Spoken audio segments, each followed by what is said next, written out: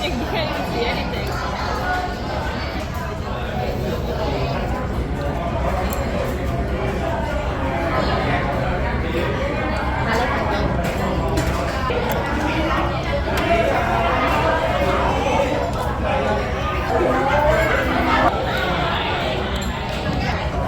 Ngon không? Ngon không?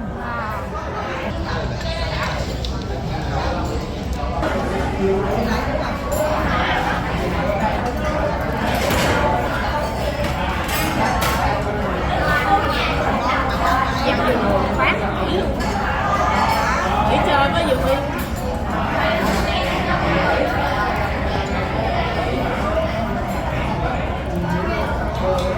Nó xì xịt xì xịt.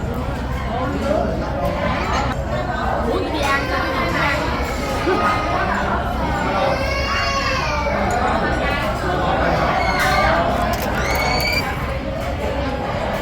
Cảm ơn Nguyên.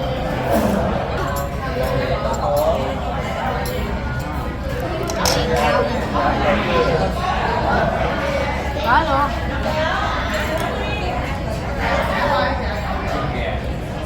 Đó đỉnh luôn rồi. Rồi cảm ơn chị Huy. Rồi nó lên, ngon không? Ngon.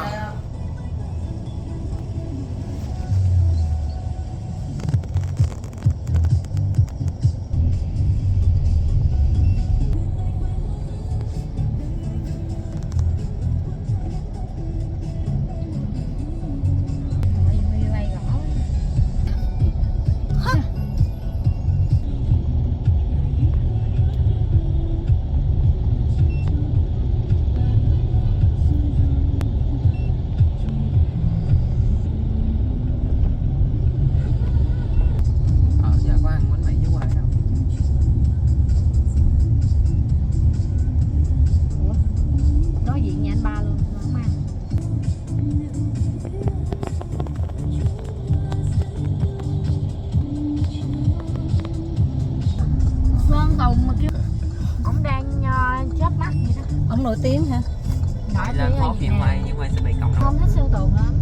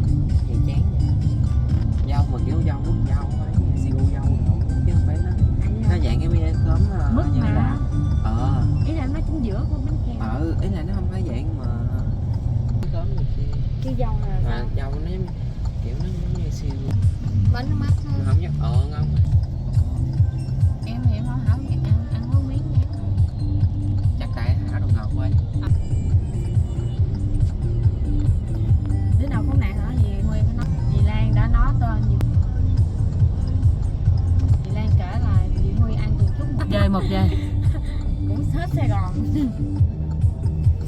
nên là nhốt nó dưới quê được.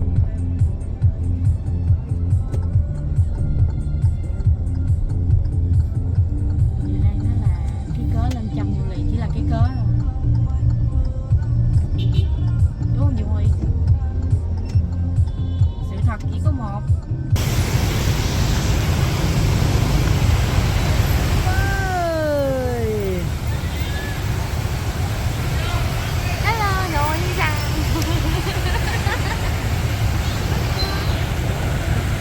Okay, this is the biggest mall in Saigon.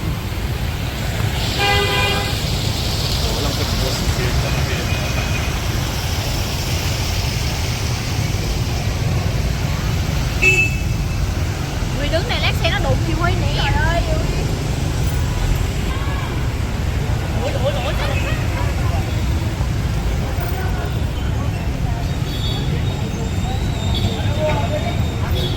Ủa.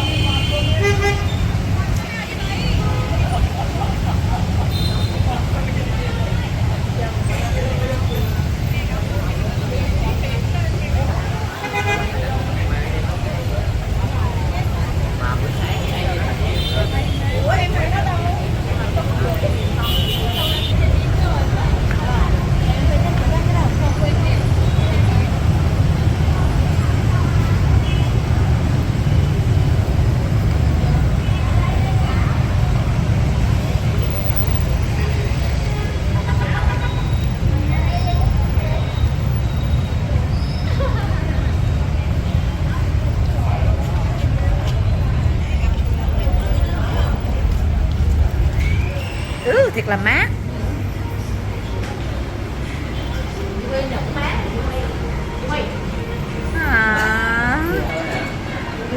Trời, nó giống Salon Pass vậy á.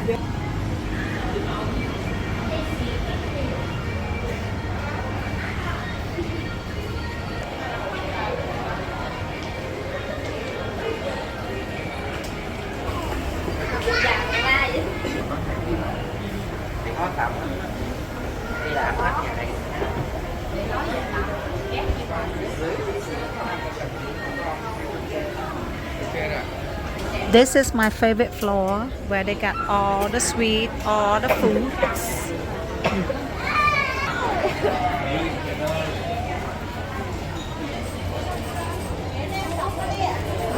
So cute. Hình như được dùng thử. Except one of them is Korean.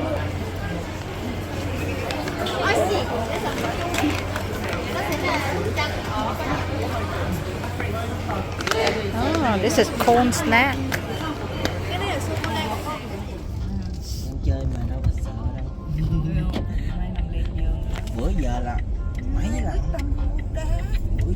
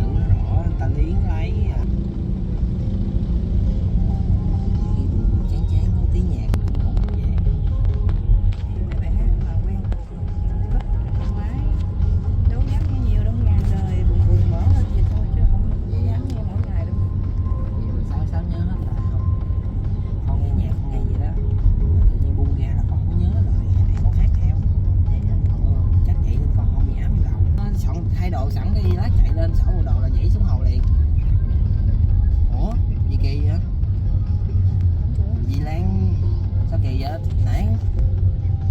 Oh my god. Đợi xíu đi. Gán đợi nha. Không lên nhà đâu. Sao kỳ vậy? Con mình con này giữ chìa khóa không? Trời. Mấy cái nhạc mấy cái nhạc tình á, con nghe con gửi cho lời, con nhạc viết này nghe xong là trôi hết trơn. Đúng rồi. Không có nhớ lại, không có. Đúng rồi.